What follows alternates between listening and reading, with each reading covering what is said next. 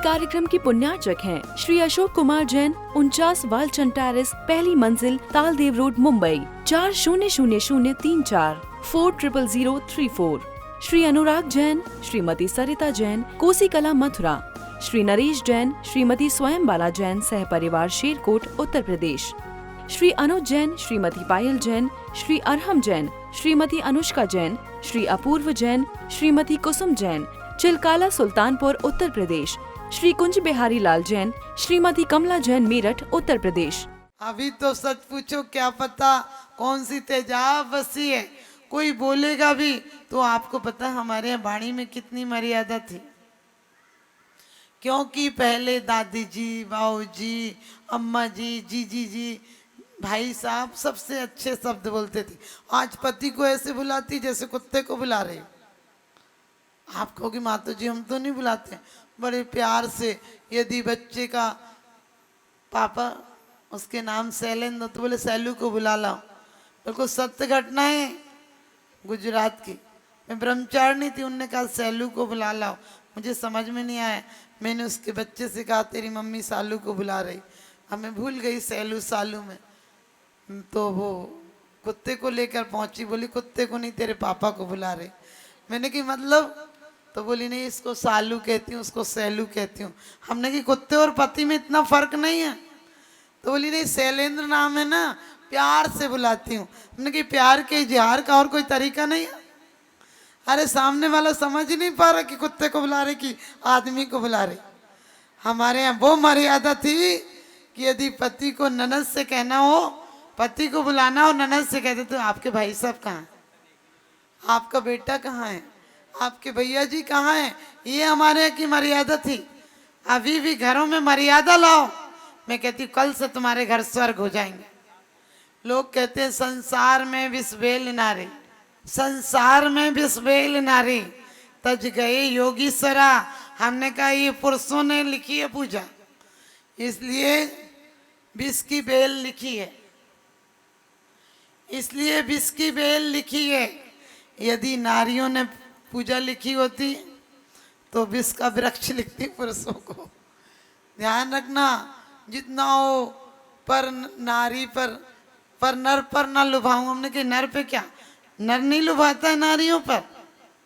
सोच कर देखना, जितने कोठे बने हैं वो किसकी वासना के प्रतीक थे, पुरुषों की वासना के प्रतीक थे। मैं ये नहीं कहती हूँ कि नारियों में दुर्गुण नहीं है। नारियां आज पुरुषों के समान होने की कोशिश कर रही हैं। मैं कहती हूँ नारी नारी हो जाए इतना ही बहुत है। नारी नाड़ी की तरह होती है। नारी के अंदर से नारित्व खत्म हो जाएगा, नारी की गरिमा खत्म हो जाएगी तो घर महाविनाश की तरफ चला जाएगा। क्योंकि सूर्पनखा ने राम से कहा था क्या नर नहीं होते दो दो नारी वाले। इतनी सी मर्यादा। आज का समय बहुत विसंगति युक्त है। ठीक है, किसी परिस्थिति से कोई को रास्ता निकालना पड़े वो बात अलग है, लेकिन हमारे यहाँ की नारियाँ घर के बाहर नहीं जाती थी। कहती थी आज वो नहीं, आज कैसे जाएंगे। आज के दिन तो अपनी फ्रेंड को फोन लगाती है, आज मैं फ्री हूँ, आज वो बाहर गए। हमने कहा तू फ्री है, घर के और काम काज देख ले। फ्री मत सोचो।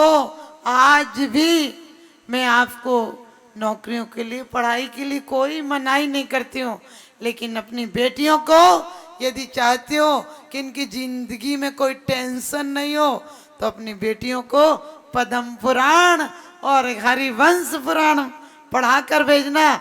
मेरी गारंटी है तुम्हारी बेटियों की जिंदगी में फिर कोई टेंशन नहीं आए। क्यों? क्योंकि द्रौपदी, मनोवती इतनी महान सतियां हुई, लेकिन उनके पतियों ने भी क्या पुरुषों ने मर्यादा रखी। कभी जुए में हार दी तो कभी चीर हरण कर लिया। सोच कर देखना। कभी सीता को रावण ने हर लिया तो राम ने वनवास निकाल दिया, और उसके बाद भी आप कहते हो कि मर्यादा पुरुषोत्तम। मैं कहती हूँ सीता ने मर्यादा दिखाई है। सीता वनवास गई, सीता ने अग्नि परीक्षा दी, नारी उसके बीच थी। नारी रीढ़ की हड्डी है, लेकिन नारी नर से आगे नहीं होना चाहिए। घर की एक मर्यादा बनाकर रखे नारी। आज आप सबको यही कहूंगी कि आप चाहते हैं कि आपके घर में अच्छा व्यक्तित्व आए, आपके बच्चे स्वर्ग के जीव आपके घर में आए, आपके घर में धन संपत्ति सबकी वृद्धि हो, तो आप अपनी बच्चियों को, क्योंकि अब बेटियों को नहीं सिखाया जा सकता है। पहले वो 7-8 साल की बच्चियों की शादियां हो जाती थी तो सास उसको जैसा सिखाती थी वैसे ही सीख जाती थी। पहले घर का एक बुजुर्ग देखाता था, लड़की 1 नंबर की निकलती थी। आजकल घर का सारा खानदान देखाता है। वो कहती तुम हमें एक एक करके देखने आए थे, हम तुम सबको एक एक करके देख लें। क्योंकि शादी के पहले ही साल जब आप देखने जाते हो लड़की, तो लगता है इससे अच्छा खानदान कोई नहीं होगा। वो भी अच्छे हंस के बोलती है आपसे, लीजिए ना, हंस के धीरे धीरे बोलती, बड़े प्यार से बोलती है, बड़े स्माइली फेस से बोलती है। लेकिन जब शादी होकर आती तो पहली बार चंद्रमुखी, दूसरी बार सूरजमुखी, बाद में वो ज्वालामुखी हो जाती है। विवाह क्या है? प्रारंभ में बाय बाय, बीच में हाय हाय, और तमाम जिंदगी सब तबाह तबाह। पहले लिखती है आपके चरणों की दासी, झगड़ा हो जाए फिर लिखती है आपकी प्राण प्यासी। आप समझ गए? पहले साल पति बोलता है पत्नी सुनती है, दूसरे साल पत्नी बोलती है पति सुनता है, फिर दोनों बोलते हैं पड़ोस सुनता है। हम कहते हैं आज आप लोगों को सिर्फ सुनना नहीं है, हंस के नहीं जाना है। अपने परिवारों में आज हमारे कितने छोटे ख्याल हो गए, मकान बड़े हो गए, ख्याल छोटे हो गए। आज जिस प्रकार से हमारी बेटियों की संख्या कम होने से आज हमारी समाज की संख्या आने वाले समय में 45 लाख से तुम 4500 होने वाले हो।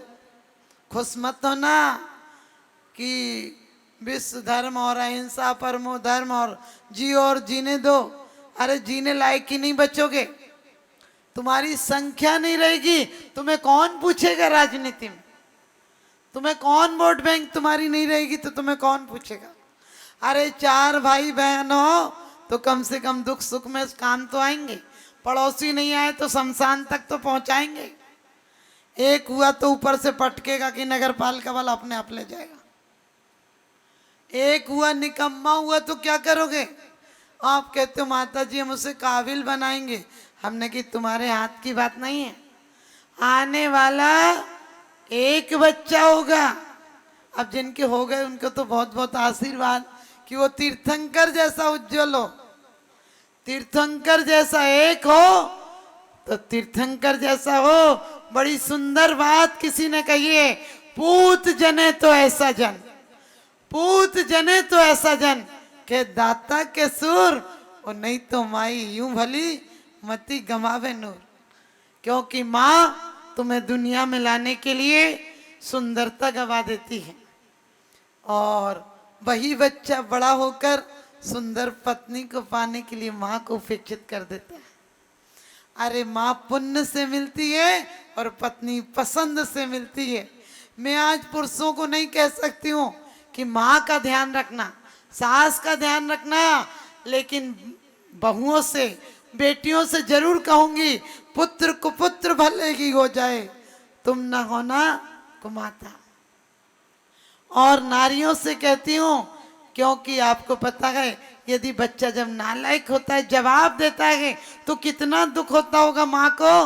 वो क्या सोचती होगी, अगर पैदा न तू होता तो मैं संतोष कर लेती, अगर पैदा न तू होता तो मैं संतोष कर लेती, दोष भगवान को देती, जरा सा रोष कर लेती, मगर बेटा तेरे रहते हुए मेरा अपमान हो जाए, रहे खामोश बेटा, यूं बहू कुछ भी तो कह जाए।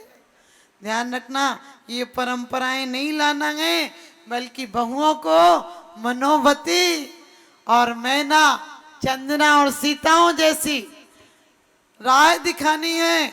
मनोवती बुद्ध सेन की पत्नी, उन्होंने कहा था कि सास ससुर ने तुझे दुख दिया है, ससुराल में कदम नहीं रखने दिया, तुझे जंगल की खाक छनाई है, आज वो मजबूर के मारे यहाँ आए हैं, तू कहे तो सूली पे लटका दूं।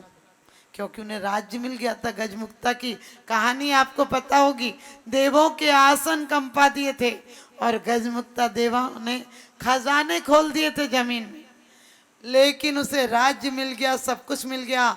एक सोचो आप होती और आपका पति कहता तू कहे जो आज कर दूं, तू कहे तो इन्हें घर से निकाल दूं, तू कहे तो इन्हें पैसा देना बंद कर दूं, तू कहे तो इन्हें दाने दाने को मोहताज कर दूं, तो तुम सच बताना क्या कहती? आप मुझे सच में कितना चाहते हो? आप खुश हो जाती। लेकिन उन्होंने कहा था, मनोवती ने कहा था, मैं अदब से चुप हूं गुनाहगार की तरह, मैं अदब से चुप हूं गुनाहगार की तरह, तुम्हारी जुबान चल रही है तलवार की तरह। आप कान खोल के सुन लो, आज से जब तक उन्हें सम्मान यहां नहीं लाया जाएगा तब तक मेरे अन्न जल का त्याग है। पति ने कहा था कैसे लाऊं? वो एक भिखारी, वो एक नौकर, एक मजदूर बनकर हमारे राज्य में काम ढूंढने के लिए आए हैं, क्योंकि पुण्य फले तो सब फले, वनिज खेत व्यापार। औरत का अपमान किया था, एक धर्म पत्नी का अपमान किया था, उसका परिणाम सोने के खजाने कोयले के हो गए थे। किसी रिश्तेदार के यहाँ जाते थे वो दहरी पर पैर नहीं रखने देता था, क्योंकि बनी पर देखिए लाखों निसार होते हैं और बनी बिगड़ती है तो दुश्मन हजार होते हैं। पास पैसा होता है तो तू दूल्हा ये बराती है और गरीबी में कोई नहीं पूछेगा कि कौन बाबा है कौन नाती है। कौन कहता है कि रिश्ते खिदमत के लिए होते हैं? अरे रिश्ते तो सिर्फ स्वार्थ के लिए होते हैं। मनोवती ने कहा था कि मैं युक्ति बताती हूँ, जहाँ पुरुषों की बुद्धि काम नहीं करती है वहाँ औरतों की दिमाग खूब चलता है। आपको पता है इसीलिए इन्हें मंत्री का दर्जा दिया गया है। इन्हें ये मत सोचना इनका कोई अस्तित्व नहीं है। आप घर में कोई सलाह करो ये बड़े ही से सुलझा देती हैं। तो मनोवती ने क्या कहा था कि आज जाइए, उन्हें अभी दिन में ही गुप्त रूप से पड़ोस के गांव में छुड़वा दीजिए और रात्रि में मैं तैयारी करती हूँ, अपने राजसी वस्त्राभूषण उन्हें भिजवाती हूँ, जेवर भिजवाती हूँ और कल सुबह ढिंडोरा पिटवा देना कि हमारे उज्जैन से माता पिता आए हैं, हम उन्हें लेने चलेंगे। और खुद लेने गई थी, खुद भी नंगे पैर लेने गई थी और उन सास ससुर जेठ जिठानियों को जिनने की बहुत तकलीफ दी थी उनके भी पैर छू के कहा था कि आपकी कृपा है कि आज मुझे ये सब मिला है, आप पूज्य पुरुष हैं, आपका पहले अस्तित्व है। तो आप सबसे यही कहूंगी कि नर को भी चाहिए कि नारी को स्थान दे, नारी को सम्मान दे। नारी कोई चोर लुटेरी नहीं कि आप उसे गिनकर खर्चा देते हैं। कहाँ लुटा देगी? यदि दे दोगे तो जोड़कर तुम्हें कुछ बना देगी, बना कर दे देगी, समय पर काम आ जाएगी। क्योंकि बड़ी अच्छी चौपाई कही है, आपत्तिकाल पर रखिए चारी, धीरज धर्म मित्र और नारी। आपत्काल पर रखिए चारी, धीरज धर्म मित्र और नारी। तो आप लोगों को बहुत बहुत आशीर्वाद कि आप नारियों को सम्मान दें, शिक्षा दें, क्योंकि दुनिया में सतियों के बहुत चबूतरे हैं, एक चबूतरा भी सत्ता का नहीं है। नारी इतनी व्रत रखती है पुरुष की जीवन कामना के लिए, नारी इतनी व्रत करती है बेटी के लिए, पति के लिए। पुरुष एक भी व्रत नहीं करता औरतों की लंबी उम्र के लिए। इस कार्यक्रम के पुण्यार्चक थे श्री अशोक कुमार जैन, 49 वालचंद टेरेस, पहली मंजिल, तालदेव रोड, मुंबई 400034 400034। श्री अनुराग जैन, श्रीमती सरिता जैन, कोसी कला, मथुरा। श्री नरेश जैन, श्रीमती स्वयंबाला जैन, सह परिवार, शेरकोट, उत्तर प्रदेश। श्री अनुज जैन, श्रीमती पायल जैन, श्री अरहम जैन, श्रीमती अनुष्का जैन, श्री अपूर्व जैन, श्रीमती कुसुम जैन, चिलकाला सुल्तानपुर उत्तर प्रदेश। श्री कुंज बिहारी लाल जैन, श्रीमती कमला जैन मेरठ उत्तर प्रदेश।